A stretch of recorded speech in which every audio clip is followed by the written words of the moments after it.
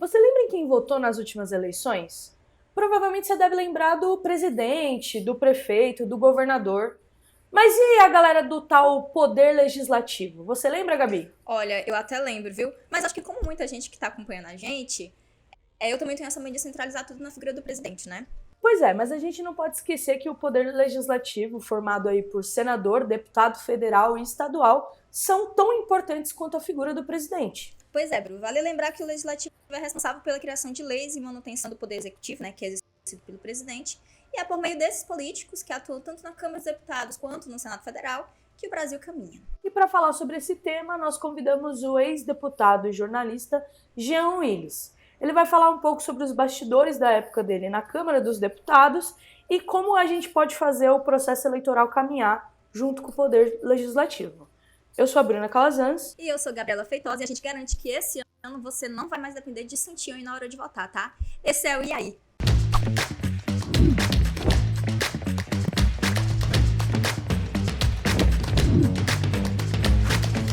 Jean, obrigado por aceitar participar, né? Primeiro a gente se apresentar aqui, eu sou a Gabriela e Bruna, a gente comanda aqui, junto a Eda e a Ilma, o podcast, né?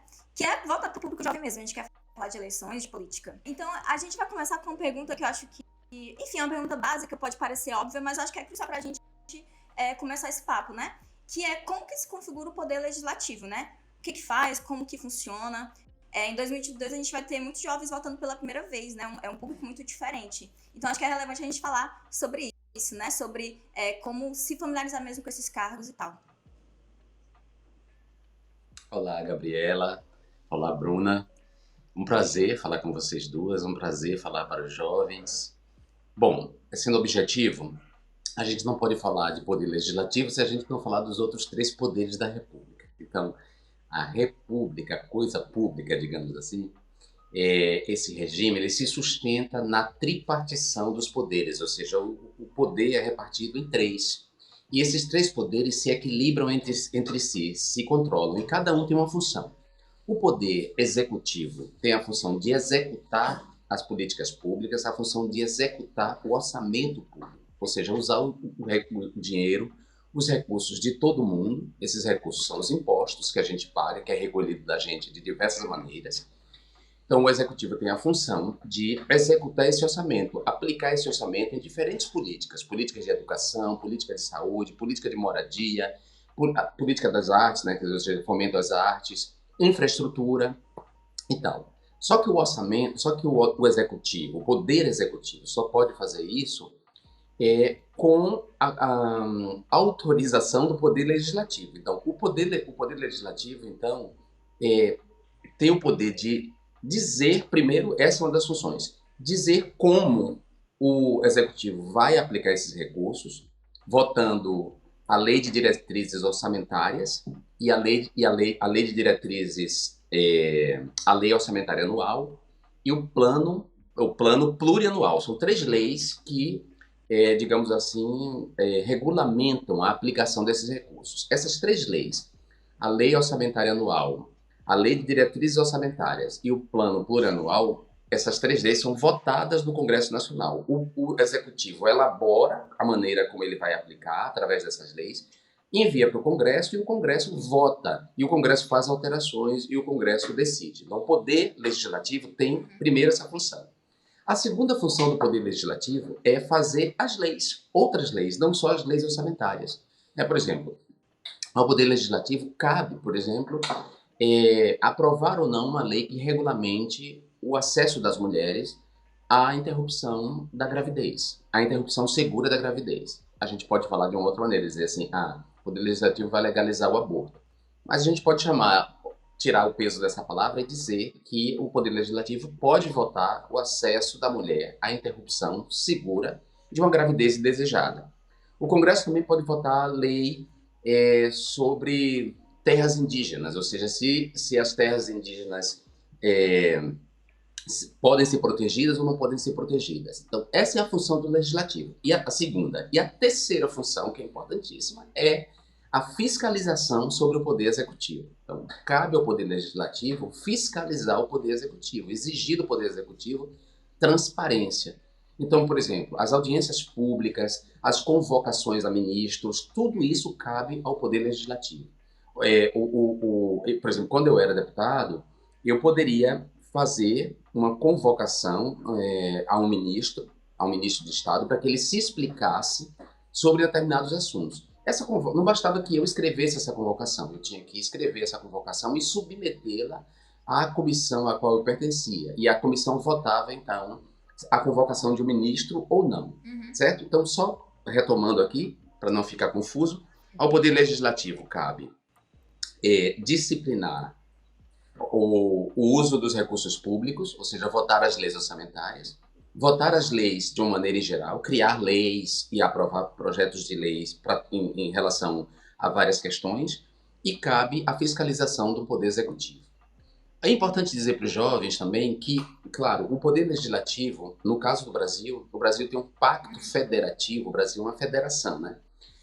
Então, é por isso que chama República Federativa do Brasil. O Pacto Federativo do Brasil organiza, digamos assim,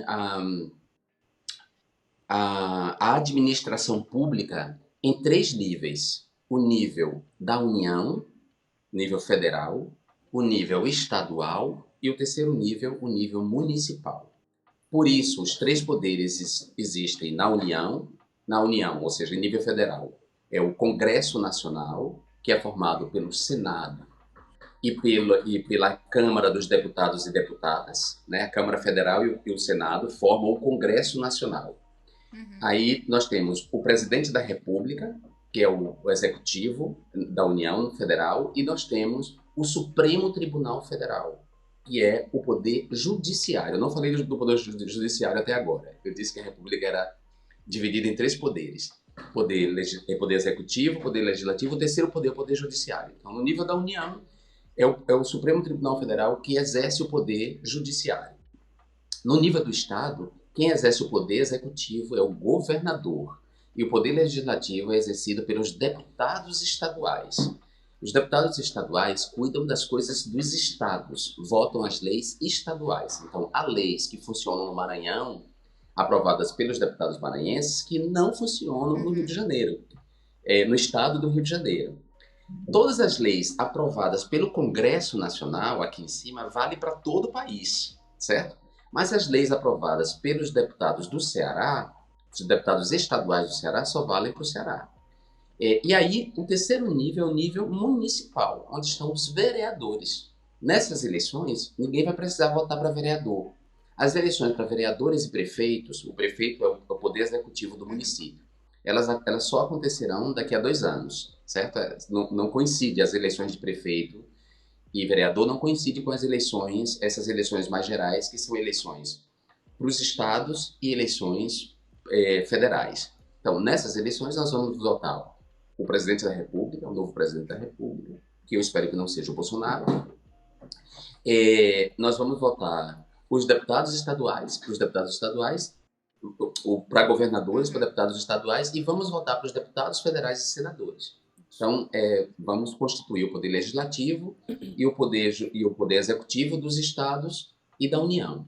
Aí, alguns jovens podem perguntar, e o poder Judiciário, já? Como é que funciona? O Poder Judiciário não é eleito. O Poder Judiciário, os juízes, desembargadores e ministros dos superiores tribunais de justiça e do Supremo Tribunal Federal, então nós temos os juízes de primeira instância, aí temos os desembargadores, nós temos os ministros dos superiores tribunais de justiça e nós temos, por fim, os ministros da Corte Suprema, da Suprema Corte, que são os ministros do STF.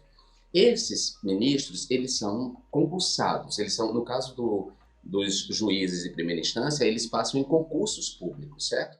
Aí eles são depois nomeados desembargadores, que faz parte do plano de carreira deles, eles se tornam desembargadores e eles podem se tornar ministros dos superiores tribunais de justiça. Os ministros do Supremo, eles são indicados pelo presidente da República e essa indicação do presidente da República tem que ser aprovada pelo Senado.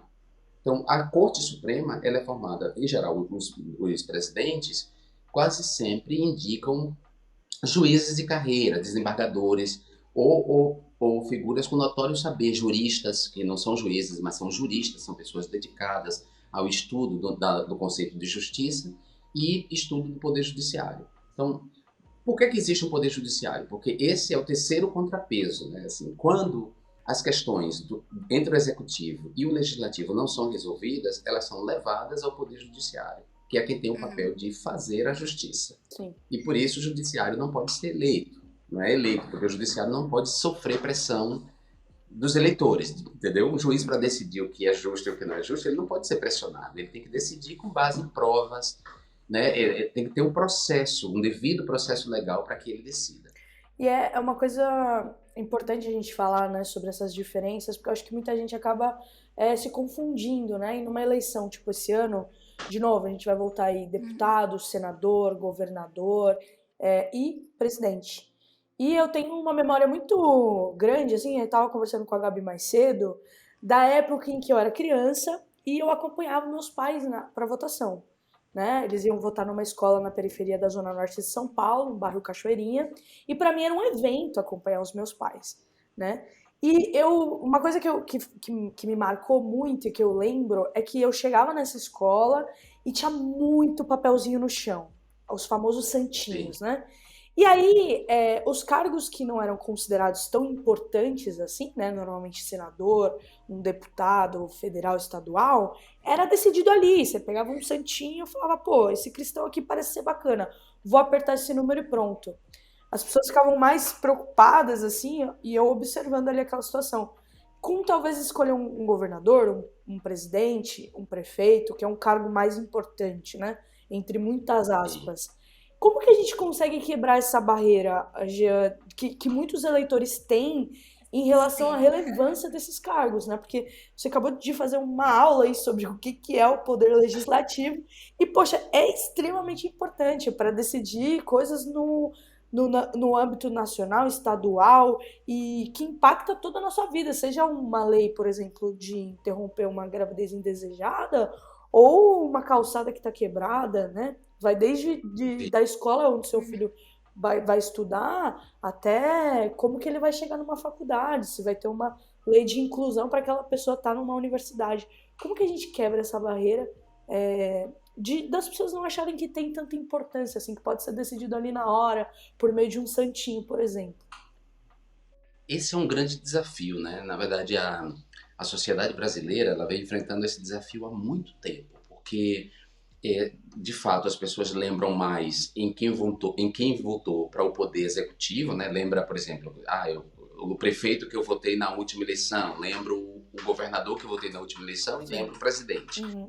Mas o Brasil é um dos países que menos tem memória em relação a quem votou, a quem se votou para deputado federal, deputado estadual e senador e vereador, que são os cargos legislativos. E isso é uma tragédia para nós, como sociedade, porque o legislativo é muito importante. Vocês viram na explicação que eu dei anterior, nessa pequena aula, nessa pequena explicação, que eu espero que tenha sido clara, eu mostrei que o poder legislativo tem uma importância muito grande, porque ele tem três funções. Né? Ele tem a função de dizer, assim, aprovar a lei orçamentária, ou seja, aprovar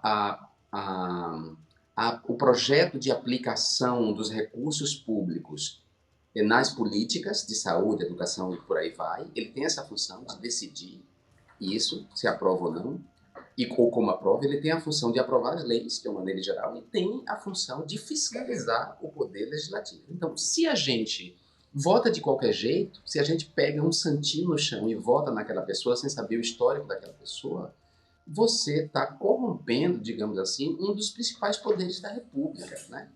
Quando a gente fala, por exemplo, que o poder legislativo tem que ter mais mulheres negras, por que a gente diz isso? Porque mais mulheres negras, mais homens negros, mais gays, mais indígenas, porque esse poder é o poder que representa o povo, né?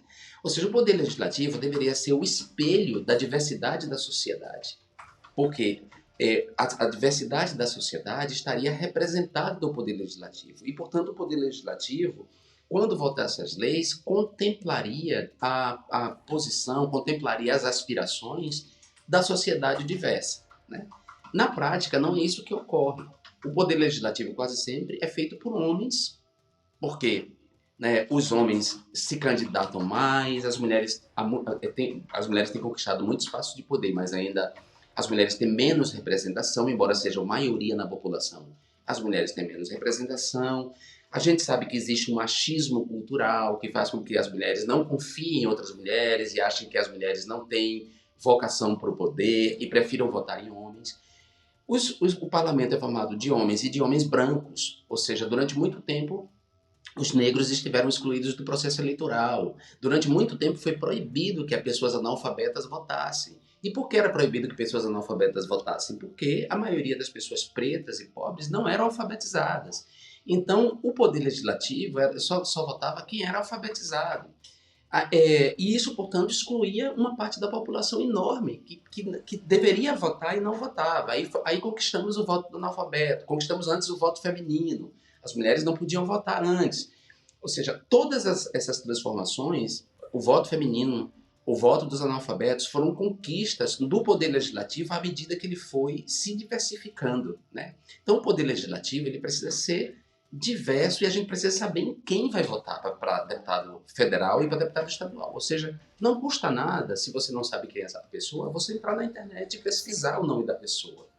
Né? Ver se ela está envolvida em escândalos de corrupção, ver qual é a contribuição dela para a sociedade, porque, por exemplo, ser uma pessoa famosa, ser um youtuber, não é suficiente para você votar numa pessoa para ser deputada estadual e deputada federal. Mas se essa pessoa, por exemplo, é uma professora que se dedicou muito tempo a vida dela a ensinar, eu acho que vale a pena. Se essa pessoa pertence a um movimento social, um movimento negro, um movimento feminista, um movimento de mulheres trans, um movimento sem terra, um movimento sem teto. Se essa pessoa é indígena, porque os indígenas têm muito pouca representação. Se essa pessoa tem um trabalho, se ela tem uma história, se ela justifica o seu voto, você vota nela. Agora, votar nela porque o pastor indicou não é suficiente, né? Por mais que se confie no pastor de uma igreja, não, entendeu? Então, essa é uma questão que o Brasil vem enfrentando há muito tempo, que a gente tem que enfrentar mais. E aí eu acho que isso se enfrenta com coisas como essa, iniciativa como essas. O Yahoo fazer um podcast para jovens, né, para a educação política de jovens. Isso é interessante. Como a escola, uma educação que seja cada vez mais de qualidade, uma educação formal que seja de qualidade. Então, a educação formal no Brasil carece muito de educação política. Não é educação moral e cívica, como queriam os militares, mas educação política. Sim. Por exemplo, essa pequena aula que eu dei aqui, é que tivesse uma matéria em que, né, desde cedo, as crianças pudessem, e os jovens pudessem ir entendendo a estrutura política do país. É algo que já podia estar enraizado, né, em cada um, né, há muito tempo. E é interessante você falar sobre diversidade racial, né? Esse ano, o percentual de candidatos negros que se autodeclaram negros no Brasil, ele é o maior desde 2014, né? De candidatos a, enfim, cargos de deputado, senador, etc. É um número interessante. Vamos ver como que vai ser o resultado, né, depois de outubro. Mas temos uma porcentagem interessante de candidatos negros disponíveis para que as pessoas votem. Recomendo assim que você que está ouvindo, vendo, acompanhando a gente aqui, volta ali no começo do vídeo, do áudio, enfim, e faz a colinha, né, do que o Jean explicou, assim. Não, porque realmente foi perfeito, assim. E Jean, você super adiantou um assunto que a gente ia falar, que é sobre isso do esquecimento, né, da memória do brasileiro. E a gente já entendeu aqui que a gente centraliza muito no presidente, enfim, esse papel de decisão, né? Sendo que, olha aí como é importante votar bem em deputados e deputadas, né? E aí eu te pergunto, quando o eleitor ele não fica atento a essa escolha de deputados, né? Deixa passar esse tipo de informação, não procura e tal. Que tipo de efeito isso acarreta, assim, tanto dentro ali do Congresso, porque são vários partidos, né? São várias bancadas e tal. E também no dia a dia, porque a gente já viu que na prática, a gente é afetado completamente, né? Exatamente. Olha, o que acarreta é que quando você não escolhe bem o seu representante no parlamento, a pessoa que vai lhe representar por uma série de qualidades que são importantes para você e de uma agenda que é importante para você. Então, por exemplo, vou dar um exemplo, né? Os trabalhadores da cultura, e aí eu falo os atores, atrizes, as pessoas que trabalham na técnica, cantores, cantoras, as pessoas que trabalham na técnica dos cantores, cantoras, os artistas plásticos, ou seja, os trabalhadores da cultura, eles precisam de alguém que represente os interesses deles no parlamento, né? Que, por exemplo, apenas 1% do orçamento geral da União, 1%, é quase nada. Se você pensar no orçamento da União, o orçamento é a quantidade de dinheiro que o país tem, certo? Que são os nossos impostos. Se você representar na forma de uma pizza, assim, 1% é quase nada. É uma tirinha tão pequenininha que não dá para quase nada. Então, 1% do orçamento é destinado à cultura. Isso é muito grave num país como o Brasil, num país diverso culturalmente, num país com uma cultura tão rica, com artistas tão maravilhosos. É muito pouco dinheiro investido na cultura. E a cultura gera emprego, né? Ela não só gera felicidade, alegria, entretenimento, que também são importantes, e conhecimento, que são importantes para viver, né? A gente não quer só comida, a gente quer comida, diversão e arte. Mas ela também gera emprego direto. A cultura é uma indústria, ela pode gerar emprego e renda. Então, assim, os artistas têm que escolher alguém que represente os seus interesses. Então, quem são os candidatos que têm na sua agenda esse tema da cultura? Eu preciso saber quem tem para votar. Então, por isso que é importante demais que a gente eleja as pessoas que têm, além de uma história bacana, pessoas que tenham uma agenda interessante para o parlamento, né? Por exemplo, com todo o respeito que eu tenho aos evangélicos, eu acho que votar numa pessoa só porque é igual da mesma religião, para mim não é um ponto forte. Ou, por exemplo, votar numa pessoa que vai fazer, que pretende impor sua religião a todo mundo. Eu não votaria numa pessoa dessa, porque o Brasil é um país plurirreligioso. Se o Brasil é um país plurirreligioso, quanto mais o candidato defender o Estado laico, defender a liberdade de crença, defender o respeito e a tolerância religiosa, mais eu vou votar nele. Agora, se o candidato já diz na campanha que não vai respeitar a tolerância, não vai respeitar a religião dos outros, que não vai ser tolerante religioso, que não vai respeitar o Estado laico, eu digo, não, essa pessoa, não vou votar nela. Então, é fundamental que a gente busque saber, porque o impacto depois é muito grande. Um parlamento feito só de homens não vai votar as leis de interesse das mulheres. Por exemplo, essa lei da interrupção segura da gravidez indesejada nunca é votada porque a maioria dos parlamentares é homem. E a maioria dos homens não engravida. E homem nenhum engravida. E os homens não sabem, portanto, quais são as dores de uma gravidez indesejada, né? Não são eles que engravidam, então como não são eles que engravidam, eles não vão votar, nunca votam a lei de interrupção da gravidez indesejada, como tampouco votam lei de saúde reprodutiva. Então, só uma mulher e que vive os dramas de ser mulher no mundo machista é que pode representar os interesses das mulheres. Então, mas é preciso saber se a candidata que você vai votar representa esses interesses. Porque não basta ser só mulher, né? Exato, eu ia A gente comentar sabe agora disso. isso mesmo, já é importante ver também quem é essa mulher, né?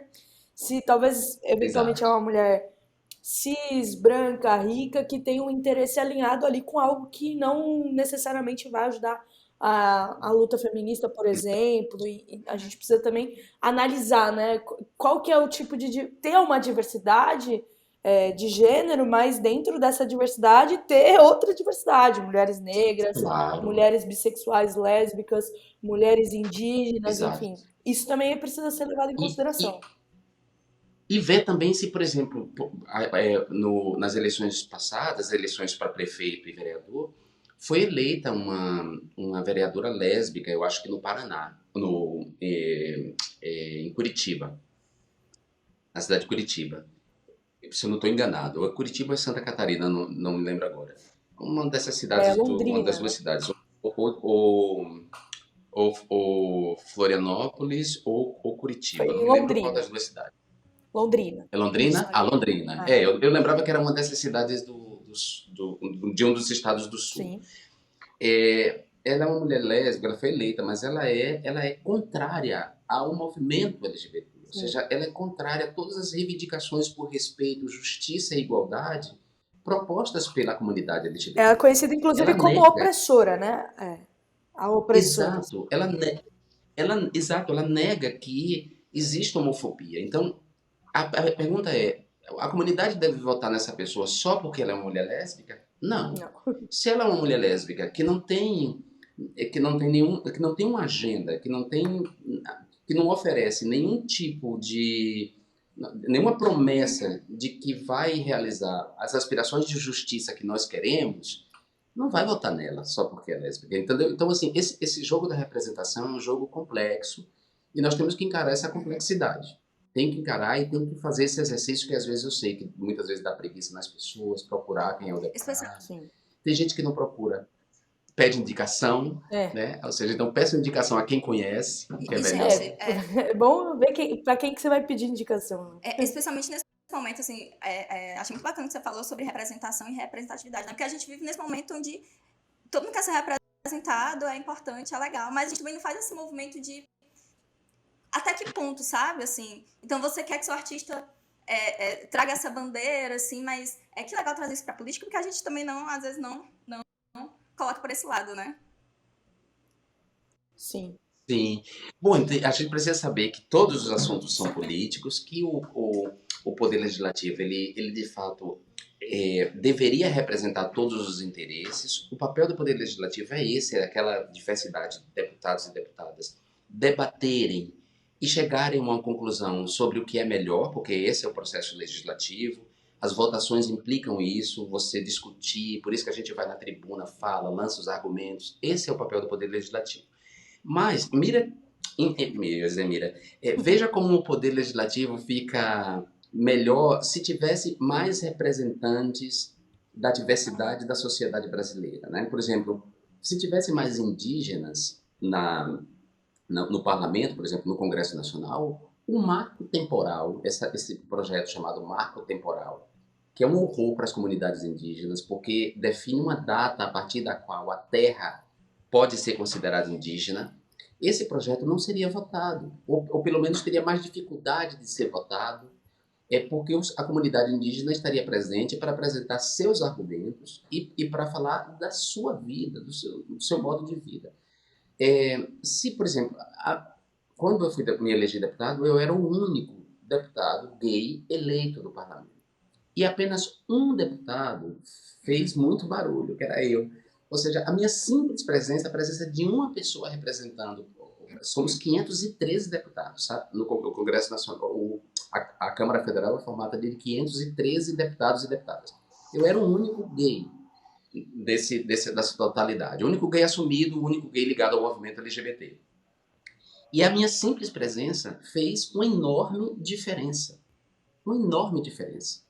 Porque ainda que por exemplo, o casamento civil igualitário, eu não consegui votar, não consegui o número de votos, o número de assinaturas para propor a emenda à Constituição.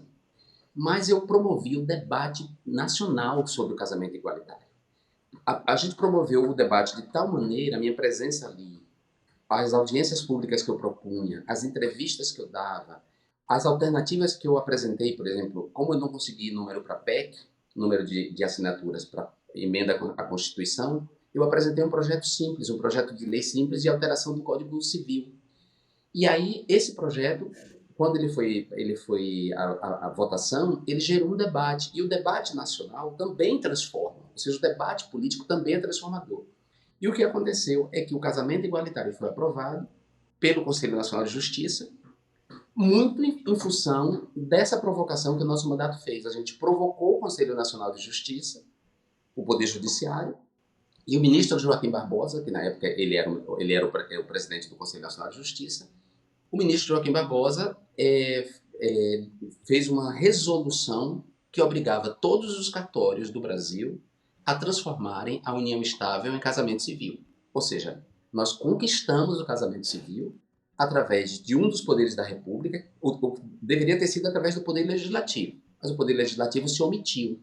Diante da omissão do Poder Legislativo, justamente porque não tinha tantos gays e lésbicas no parlamento, só tinha um, e portanto o parlamento se recusou a votar o projeto de lei, a gente provocou o Poder Judiciário e o Poder Judiciário fez justiça. Né? Aí essa é a função do Poder Judiciário. Mas a gente não pode deixar isso a cargo do Poder Judiciário. Né? Isso tem que ser uma decisão do Poder legislativo. Então, quanto mais diverso o poder legislativo, melhor. É isso, né? Se, por exemplo, Jean, você estava ali num cenário que você era o único homem gay assumido que estava lutando pelas nossas causas. Mas se você tivesse mais um, dois, três deputados com você, juntos também, da mesma comunidade, é uma força que se ganha, né? Talvez o É uma força. cenário fosse diferente. Então também a gente precisa pensar em quantidade, não é só ter um representante ali indígena para ficar o mandato inteiro apanhando de um monte de gente branca, homem branco, hétero, que não tá nem aí para a causa indígena, por exemplo. Então a gente precisa ter Exato. força, né? Precisa aumentar, Exato. ampliar essas bancadas de representantes, né? E de bons representantes, porque a gente já disse antes, vai repetir Sim, agora. sim. Não basta ter mulher, é preciso ter mulheres que queiram a igualdade de gênero, é preciso ter mulheres que sejam sensíveis às causas e às demandas da comunidade feminina mais Precisa ter ampla, essa né? interseccionalidade, né? Dentro dessa pessoa. Exato. Precisa ser mulheres, e aí nesse caso precisa aumentar o número de mulheres, mas não só de mulheres brancas, de mulheres pretas também, não só de mulheres cis, mulheres trans Com também. certeza. É preciso ter Sim. representação de homens trans no parlamento também, porque só tem homens cis, não tem nenhum homem trans por enquanto, né? E, portanto, esse homem trans com a mulher trans já formaria uma ampliação da presença de pessoas trans no parlamento, que também não tem.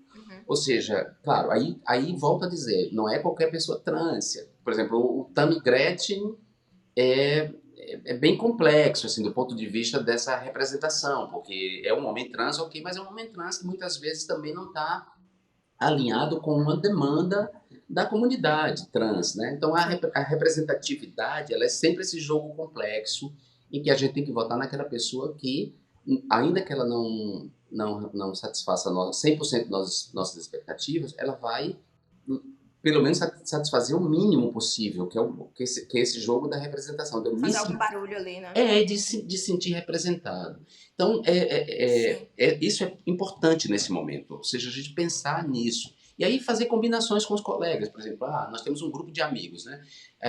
Aí, digamos, eu vou votar nós somos um grupo de amigos diversos, então, olha, eu escolho uma mulher preta, bacana. Aí o outro diz, então você vota nessa mulher preta, eu voto numa mulher trans, né? O outro diz, eu voto num trabalhador da cultura. Aí vai distribuindo os votos, assim, e sempre com figuras bacanas, alinhadas aos nossos interesses, para que a gente consiga votar e ampliar esse parlamento, quer dizer, tornar ele um pouco mais diverso. Fazer essa roda girar, né? Movimentar ali os poderes de fato, né? E, já acho que é muito difícil a gente não falar sobre eleições 2022 sem esbarrar aí nas redes sociais, né? Durante a pandemia, a gente teve um crescimento gigantesco da plataforma TikTok e que a gente já vem falando aí, né, Gabi, desde o primeiro episódio, que inclusive foi sobre influenciadores e política.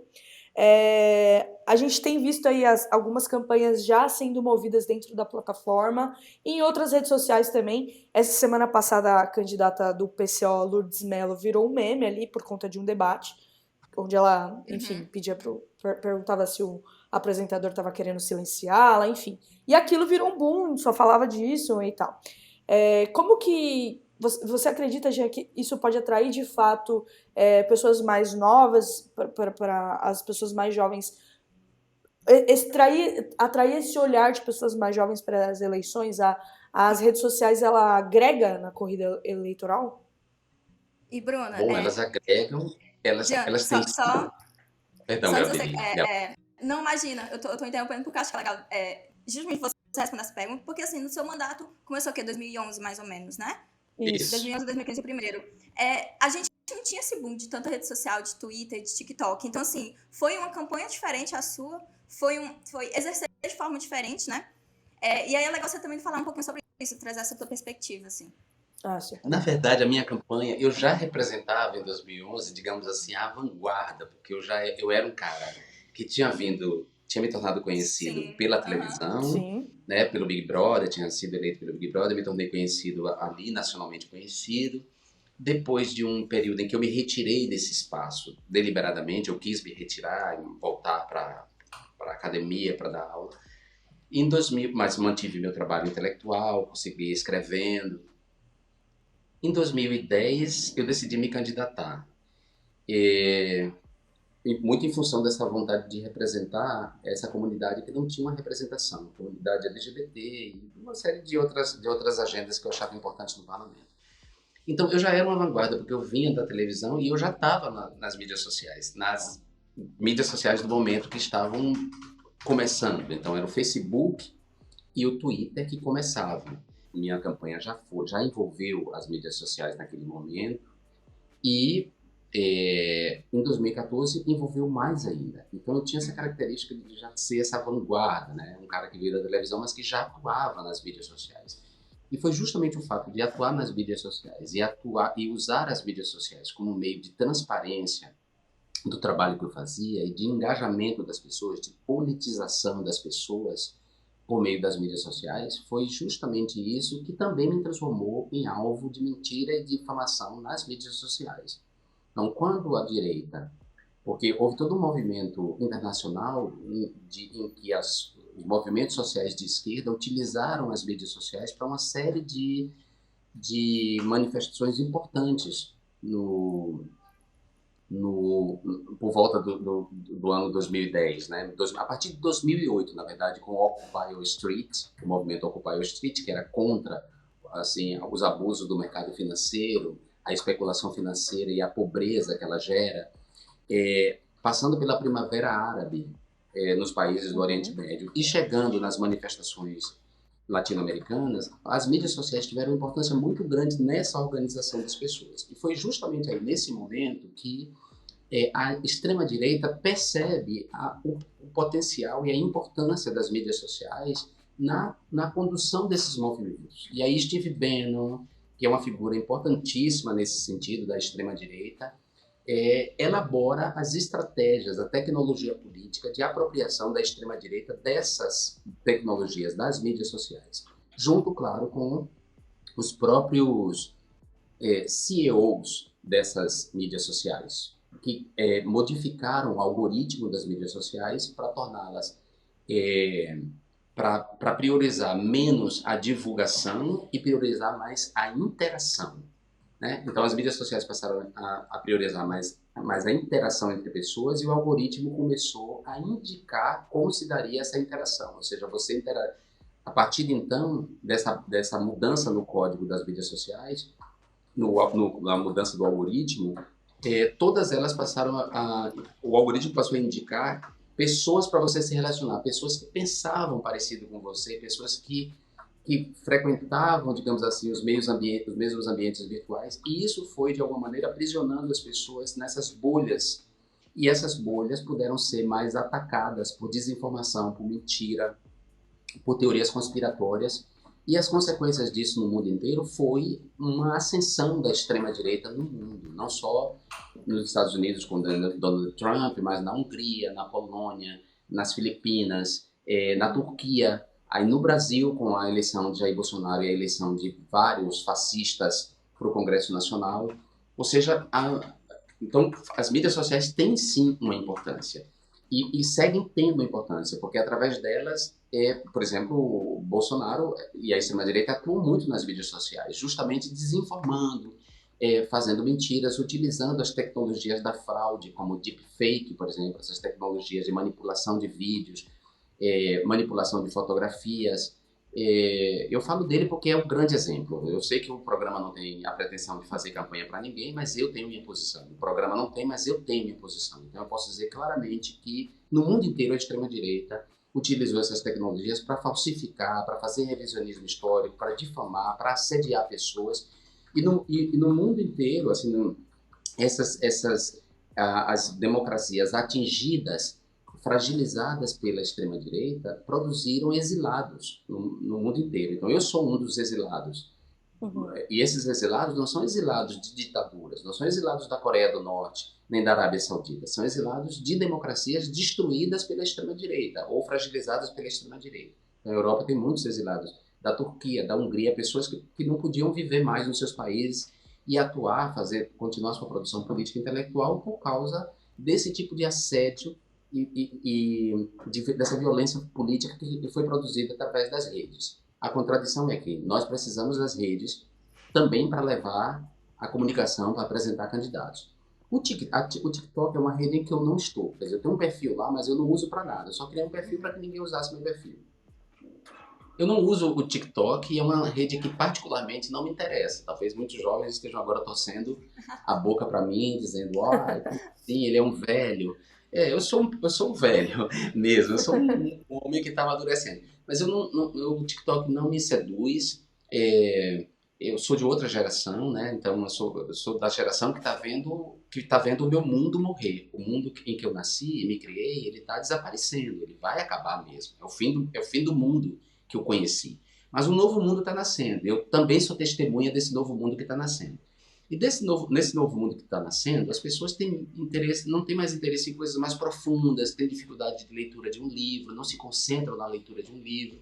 Se o texto tem mais de 6 parágrafos, já é chamado de textão. Né? Os textos estão cada vez mais curtos. Os vídeos, por exemplo, que era uma coisa que as pessoas tinham mais paciência de assistir, agora nem mais os vídeos elas querem assistir, aí elas querem vídeos curtos e vídeos anedóticos, são sempre vídeos anedóticos. Então a gente está vivendo uma sociedade, nesse momento de transformação, em que o mundo está morrendo e outro está começando. Nós temos aí uma sociedade, principalmente uma juventude, muito ligada só no que gera entretenimento, no que gera riso. E você fazer política através dessa linguagem é muito difícil, né?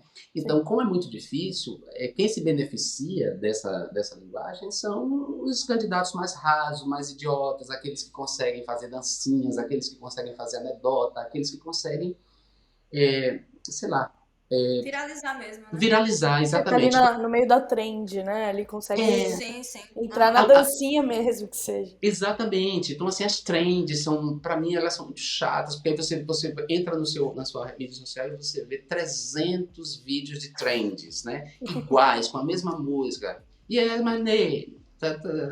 Agora, eu não consigo, eu não, juro pra vocês, podem rir, eu não consigo. Pra mim é uma coisa que eu fico feliz que eu não sou candidato, e nem sei se serei mais, porque eu não sei fazer isso, não vou fazer isso. Né? Eu prefiro seguir assim, utilizando as mídias sociais dessa maneira, falando com a juventude dessa maneira, tratando a juventude com respeito. Porque os jovens precisam ser respeitados, eles são inteligentes, eles sabem. Então, se a gente fala com eles dessa maneira, é claro que eles vão entender. Eu não preciso aqui fazer uma dança de TikTok, né? Mas o TikTok tem uma importância nessas eleições muito grande. Tem candidatos que estão utilizando, estão tentando, buscando aí a linguagem de falar com o TikTok. Uns são muito ridículos, assim, eu fico com vergonha alheia quando eu vejo. E outros estão sabendo fazer bem, assim, conseguem fazer bem ali alguma coisa pro TikTok. O Lula fez uma coisa interessante que foi a dublagem das falas dele, de pequenos pedaços da fala dele. Então, você dublar algumas falas dele assim no TikTok e tal, que é uma coisa interessante, que pode soar interessante. Mas Tá todo dancinhas, mundo tentando entrar ali de alguma forma, né? Porque eu acho que, de novo, talvez seja um espaço que realmente pode definir de alguma forma, sim, pelo menos para uma parcela dos eleitores. E é interessante você ter falado sobre o impacto das fake news, né, Jean, que não tem como distanciar esse assunto das redes sociais, né, porque elas acabaram agravando de fato e prejudicando a vida de muita gente. E o nosso segundo episódio, que já está ao ar, é justamente falando sobre fake news. A gente conversou com a Mayara Stelli, que é uma das fundadoras do Sleeping Giants Brasil. Então, o pessoal que está ouvindo aqui pode também conferir esse episódio sobre fake news, que a gente tenta destrinchar um pouco sobre a influência das desinformações no processo eleitoral. pois Acho que eu é poderia muito. ter falado nesse episódio também. Eu estou doutorando em ciência política com o assunto da desinformação, e não só isso. Eu fui, digamos assim, uma das primeiras vítimas, se não a primeira vítima no campo da política, da desinformação organizada, dessa economia. A desinformação é uma economia mesmo, né? Uma economia que gera lucros financeiros e lucros políticos. A economia da desinformação, eu fui uma das primeiras vítimas dessa economia e eu decidi, justamente por ter sido vítima, ter sido difamado, converter essa experiência em entender, né? Em buscar entender. Então, eu tive como um professor visitante da Universidade de Harvard, no ALARE, no Instituto Afro-Latino-Americano do Rede Center, e estou agora na Universidade de Barcelona, concluindo o doutorado sobre o tema da desinformação, porque é muito sério esse tema. O tema da desinformação inclui as fake news, inclui as teorias conspiratórias, as mentiras, calúnias, né? Ou seja, isso é muito sério porque é destrutivo, não destrói só o tecido democrático, mas destrói pessoas e destrói indivíduos, né? Assim, eu demorei muito para me reerguer, para as feridas desse processo difamatório cicatrizarem em mim e na minha família, né? Porque as ameaças de morte, elas eram um aspecto da violência política que eu sofri. O outro aspecto, que estava um relacionado com o outro, era a difamação que justificasse a violência contra mim. Então, a difamação, ela tem o objetivo de desumanizar a pessoa, ela desrespeita a pessoa como indivíduo. E quando ela é feita por perfis anônimos, apócrifos ou por adolescentes irresponsáveis, é uma coisa. Mas quando ela é feita por agentes públicos, por deputados estaduais, deputados federais, senadores, juízes, aí se torna muito grave. E no Brasil, a desinformação foi feita por essas pessoas. Né? Vou dar um exemplo aqui, antes da gente concluir essa conversa. A Marielle Franco, que quando ela foi assassinada em 2018, apenas horas depois, digamos 6 horas depois do assassinato dela, havia uma mentira em relação a ela circulando nas mídias sociais. E essa mentira ganhou impulso porque um deputado federal e uma desembargadora do Rio de Janeiro publicaram isso nas suas redes sociais. Ou seja, um show de horrores, a mentira foi espalhada pelo chamado Gabinete do Ódio, que é um ecossistema de mentirosos constituído aí também pelos filhos do presidente da República, do presidente Bolsonaro, mas ela ganhou força porque perfis de figuras de autoridades da República espalharam a mentira. Isso não é possível. Então, nesse momento tem um esforço aí do Tribunal Superior Eleitoral de conter as fake news, mas as fake news também é um trabalho nosso. E a juventude, ela tem um papel aí de buscar informação antes de passar adiante, né? Antes de acreditar, ela tem um papel de buscar informação. Eu ouvi dizer que Jean Willis apresentou um projeto para obrigar as escolas a ensinar o islamismo. Será que isso é verdade? Deixa eu buscar aqui. Aí vai ver que não é verdade, que isso não é verdade, é mentira e tal. Isso é um problema sério, porque a gente está terminando de enfrentar uma pandemia, que foi a pandemia de Covid-19, mas existe uma pandemia de desinformação, uma pandemia de desinformação digital que está difícil de ser enfrentada. Jean, acho que um dos nossos mantras aqui no podcast é o que a Bruna falou outro dia, que nem tudo dá para resumir num fio do Twitter, né? E é uma coisa que a gente... nem tudo dá para resumir no fio do Twitter. Principalmente agora que o Twitter virou muito um palanque mesmo, né? Todo mundo se posiciona lá, lança nossos posicionamentos, partidos, os candidatos, enfim. A gente já tá analisando nosso papo aqui, né? E aí eu queria que você comentasse também um pouco do seu livro, né? Você, enfim, escolheu deixar o Brasil, né? Trata isso como esse exílio e tal. Fala desse projeto pra gente, por favor. Gabi, eu vou te chamar de Gabi, pode ser, não? Claro. Gabi, eu não escolhi deixar, não, assim. Na verdade, eu fui obrigado a deixar, porque a violência política contra mim foi tão grande, era tão pesada contra mim, contra a minha família, as ameaças de morte. Não tinha um dia que eu não recebesse uma ameaça de morte, e uma ameaça de morte se estendendo a minhas irmãs, a meus irmãos, principalmente as minhas irmãs. Não havia um dia que não tinha uma mentira contra mim espalhada aos milhões nas mídias sociais, contra as quais eu não podia fazer nada, porque era uma máquina de mentira, de promoção de mentira, porque a mentira era promocionada, como tem lá no Facebook, né? Promova a sua postagem. Havia uma grana sendo investida nisso, né? Havia empresários botando dinheiro nisso na tentativa de destruir a minha reputação, de assassinar a minha reputação. E claro, isso fazia com que o ódio a mim aumentasse e que eu estivesse sujeito não só ao assassinato por parte de milícias e sicários, ou seja, assassinos profissionais, mas eu estivesse sujeito também ao assassinato por loucos, por pessoas fanáticas, como por exemplo, esse que golpeou o escritor Salman Rushdie agora nos Estados Unidos, ou seja, um fanático. O bolsonarismo é uma seita feita de gente fanática. Então, tudo isso fazia com que o Brasil não fosse um lugar seguro para mim. Então, se eu tivesse que escolher, o meu cachorrinho tá latindo, porque ele tem um time. Tudo bem. Eu não escolheria estar longe da minha mãe. São 4 anos, vou fazer 4 anos que eu estou longe da minha mãe, que eu não vejo minha mãe, não vejo meus irmãos. Eu não teria escolhido estar longe dos meus sobrinhos que nasceram enquanto eu estava no exílio. Eu não teria escolhido estar longe dos meus amigos, nem tampouco deixar o mandato para o qual eu fui eleito. Eu fui eleito em 2018, no terceiro mandato, e eu tive que abrir mão desse mandato para salvar a minha vida. Então não foi uma escolha, foi na verdade uma decisão por viver, por continuar vivo e continuar lutando. Então nesse livro que eu escrevi com Márcia Tiburi, chama-se O que não se pode dizer. Essa frase é uma parte da definição de um filósofo chamado Theodor Adorno sobre a filosofia. Ele diz que a filosofia é dizer o que não se pode dizer.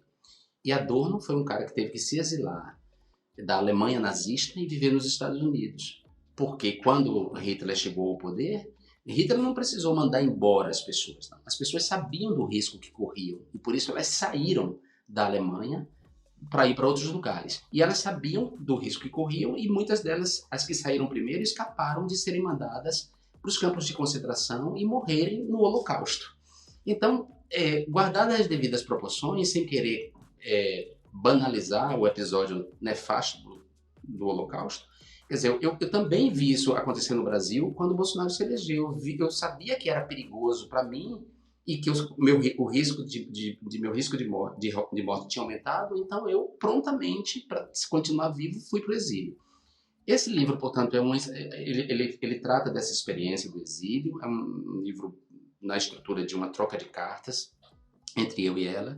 A gente trata dessa experiência, do que é ser exilado hoje, do que é viver o exílio na contemporaneidade, na época das mídias sociais, mas a gente também reflete sobre qual foi o impacto desses 4 anos de extrema-direita no poder do Brasil, né? O impacto nas nossas vidas pessoais e na vida das pessoas no Brasil.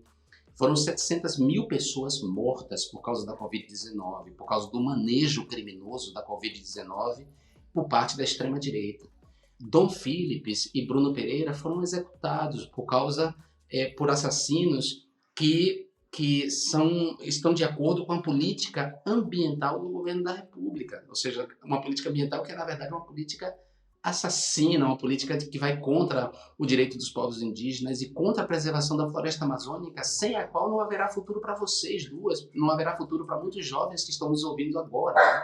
Né? Eu tenho 48 anos, eu ainda tenho muito que viver, claro, mas eu já vivi muito. Mas uma pessoa que tem 16 anos agora, ela tem muita vida pela frente. Então, que mundo ela quer pela frente, né? O mundo, para ela ter pela frente, terá que ser um mundo preservado, minimamente, com os recursos naturais preservados, porque senão não vai haver futuro. Se não houver água, não vai haver futuro. Se não houver chuva, regulação da chuva, não vai haver futuro. Se não houver regulação do clima no mundo, se as catástrofes climáticas seguirem, não vai haver futuro. Então, esse governo foi um governo nefasto e esse livro busca refletir sobre essa questão. É um livro que eu acho que nesse momento ele deve ser lido porque, além dele explicar como se chegou até aqui, ele também dá muitas forças para que a gente vá adiante. Ele também é bom nesse sentido.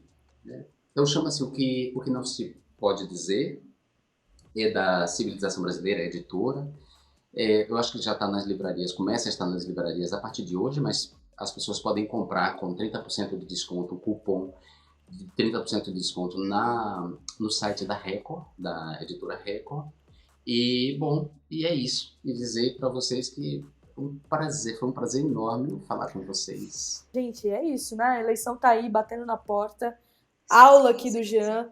A gente precisa pensar no legislativo, pensar em quem a gente vai apertar lá na urna. Obrigado, Jean, pela participação. Até a próxima, gente. E até a próxima, pessoal. Obrigado, Bruna. Obrigado, Gabriela. Vocês me deram uma satisfação enorme, sabe por quê? Vocês parecem minhas alunas. Quando eu dava aula, eu tinha alunas como vocês, assim, e me deu uma saudade agora de ser professor, de voltar à sala de aula e dar muito, muito, muito, muito bacana, viu? E parabéns pelo podcast, pela iniciativa, sucesso, contem comigo quando vocês quiserem, tá bom? Obrigada, Jean. Olha, muito obrigada. Beijo, tchau, tchau.